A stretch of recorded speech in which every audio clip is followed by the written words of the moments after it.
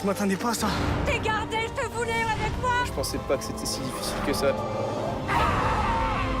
La nouvelle saison de Koh Lanta se déroule en Thaïlande, au sud de Phuket et à 3 heures de bateau de l'île de Koh Lanta qui avait vu la première édition de cette émission il y a une quinzaine d'années. Donc c'est un retour aux sources.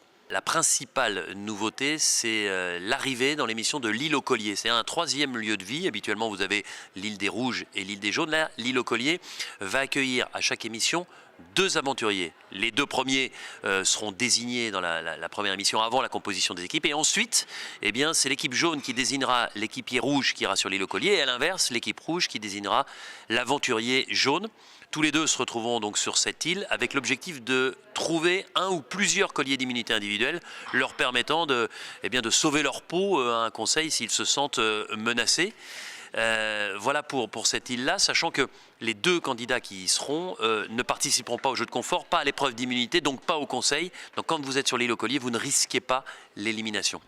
Je vous dirais que c'est un casting assez homogène, avec des gens de toutes les régions, tous les milieux socio-culturels, socio-professionnels, tous les âges, avec des gens qui ont pas mal de recul par rapport à eux-mêmes, pas mal d'humour, ce qui est toujours bien, surtout quand on se retrouve dans des situations de grande difficulté comme celle rencontrée dans Koh Lanta.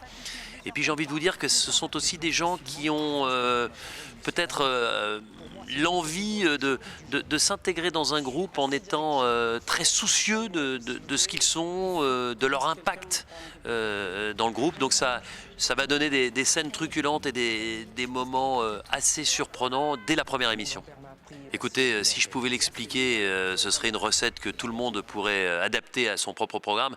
Je crois qu'il y a un concept extrêmement fort, c'est le concept le plus pur de la télévision, où les gens vivent ensemble, sont en totale autonomie, s'éliminent ensemble. Je crois qu'il y a aussi un vrai phénomène d'identification. On s'identifie quand on est téléspectateur à ce programme, à ces candidats. On vit par procuration l'aventure Koh Lanta. Et puis il ne faut pas oublier non plus qu'on parle beaucoup de voyages, on parle beaucoup de dépaysement dans la vie, mais qu'il y a finalement beaucoup de gens qui ne voyagent que grâce justement au prisme de la télévision. Et Koh Lanta permet à ces gens-là beaucoup de dépaysement, encore cette année dans ces magnifiques lieux de Thaïlande. Koh Lanta, c'est avant tout une émission pour les anonymes, par les anonymes.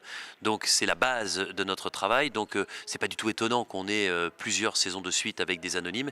Et on continue, on va encore continuer.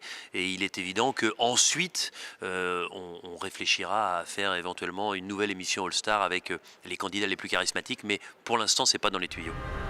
Koh Lanta, nouvelle saison, bientôt sur TF1.